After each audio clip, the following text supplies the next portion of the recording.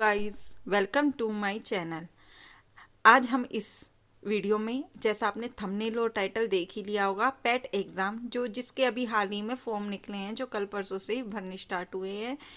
आज हम उसके बारे में पूरी डिटेल समझेंगे और इस फॉर्म को कौन कौन भर सकता है, इससे क्या कहते हैं कि इस फॉर्म को भरने से या इसको पास करने से क्या होगा हमारे, और इसके बाद इसका क्या क्राइटेरिया होता है, क्या एलिजिबिलिटी होती है, इसको अगर हम पास कर देंगे तो हम कौन कौन से फॉर्म फिल कर सकते हैं। तो आज ये डिटेल पूरी हम इस वीडियो में देखेंगे। अगर आप पैट का फॉर्म भरना चाहते हैं तो आप बिल्कुल सही आए हैं। आपको आज पूरी जानकारी मिल जाएगी कि कैसा इसका एग्ज़ाम पैटर्न आता है, क्या इसका सिलेबस रहता है, कैसे हमें तैयारी करेंगे, कैसे पहली बार में पैट को पास करेंगे।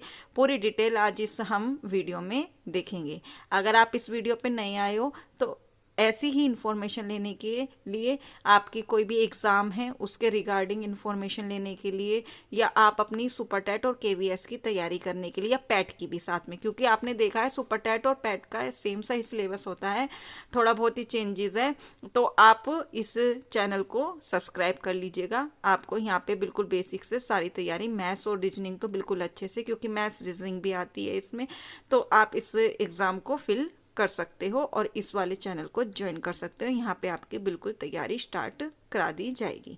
तो अब हम सबसे पहले अपना पैट का कंप्लीट जानकारी देखते हैं। तो हम अपनी वीडियो स्टार्ट करते हैं। जैसा कि सबसे पहले इसमें हम देखेंगे एलिजिबिलिटी टेस्ट क्या है ना, इसमें क्या होता है, इसे पहली बार में कौन कौन भर सकते हैं, पहली बार में कैसे। सबसे पहले हम देखेंगे कि कब से भरे जा रहे हैं। आपको जैसे पता है 28 तारीख से इसको भरना, फिल करना शुरू कर दिया है, और लास्ट डेट है इसकी 27 जुलाई। अभी पूरा 1 मंथ है, और शुल्क जमा करने की अंतिम तिथि है 3/8, मतलब आप अपना फॉर्म तब तक सही कर सकते हैं। अब हम इसको देखेंगे, हम इस फॉर्म को क्यों भरें, हमारे इसे फॉर्म भरने से क्या फ़ायदा होगा, और ये फॉर्म किसके द्वारा फिल कराए जाते हैं। तो जैसे ये किसके द्वारा कराए जाते हैं, उत्तर प्रदेश अधीनस्थ सेवा चयन आयोग, मतलब UPSSC के द्वारा ये फॉर्म फिल कराए जाते हैं। आपको पता है बहुत बड़ी संस्था है, इसके द्वारा बहुत सारे एग्ज़ाम कंडक्ट होते हैं। तो इसलिए जैसे अब आपका जैसे यूपी में टीचिंग के लिए पहले टीचर एलिजिबिलिटी टेस्ट टेट होता है, फिर आप सुपर टेट क्लियर करते हो। अगर आपका टेट या सी टेट क्लियर नहीं है, आप सुपर टेट में नहीं फिर बैठ सकते। तो इसी टाइप से आपका कोई भी जो भी UPSSC के द्वारा कोई भी वैकेंसीज निकलती हैं, जैसे अभी हाल ही में लेखपाल की निकली थी, लेखपाल का एग्ज़ाम आने वाला है ना, और आपकी पिछले 2018 में VDO की निकली थी, है ना, इसका भी ये दोबारा से निकलने वाली है। और आपकी लोअर PCS की निकलती हैं, PCS की निकलती हैं, बहुत सारी इसमें वैकेंसीज होती हैं।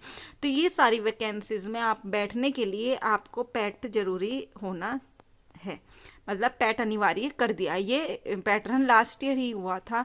आपको पता है पिछले साल अगस्त में इसका एग्ज़ाम रखा गया था पहली बार, और अब कहा था कि फिर हर साल इसका एग्ज़ाम होगा, और इसकी वैलिडिटी केवल 1 ईयर रहेगी। इसमें अभी पूरा दिया हुआ है, मैं आपको पूरे डिटेल इसमें आपके जो दिया गया है उसमें सारा दिखाऊंगी।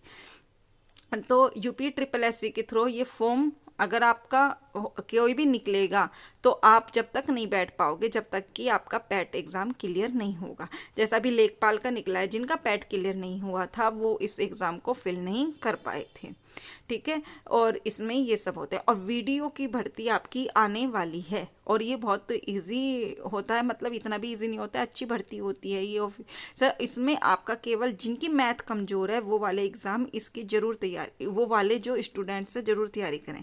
इसमें केवल हिंदी आती है, इसमें केवल रीजनिंग आती है, और इसमें केवल आपकी GS आती है। जिनकी मैथ वीक होती है उनका SST पोर्शन, हिंदी पोर्शन बहुत स्ट्रॉन्ग होता है।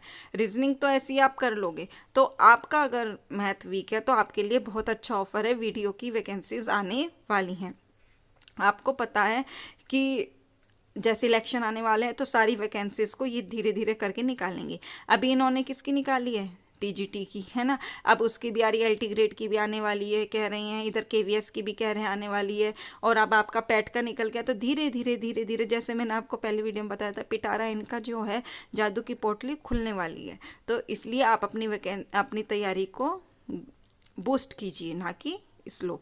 तो इसमें मैं कहूँगी जो सुपर टेट के बच्चे अगर इस वीडियो को देख रहे हैं तो सुपर टेट जो भी तैयारी कर रहे हैं वो केवीएस का और पैट का जरूर फिल करें। क्यों?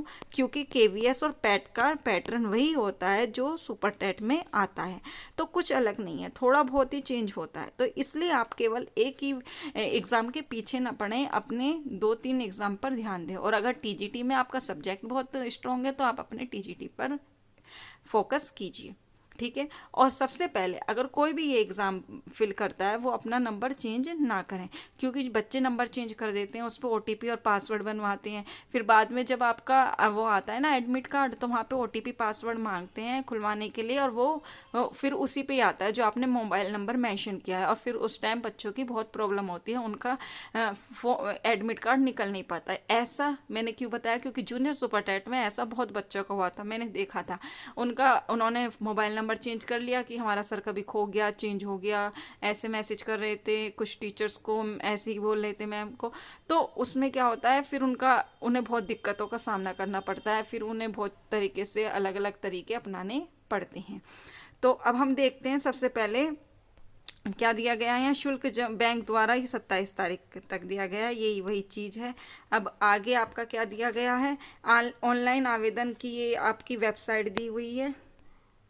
एलिजिबिलिटी की बात करूं तो इसमें आपका 10th पास होना अनिवार्य है, बस 10th पास। अगर आपने 10th भी पास किया हुआ है, अगर ग्रेजुएशन है और 12th है वो तो अच्छी बात है, लेकिन अगर आप 10th पास भी हैं तो आप इस फॉर्म को भर सकते हैं, क्योंकि जो यूपी पीएससी लोअर पीसीएस इनमें सब 10th 12th मांगते हैं, तो इसलिए इसको 10th बेस्ड ही रख देते हैं। जैसे हमें टेट में तो बीएड अनिवार्य होता है।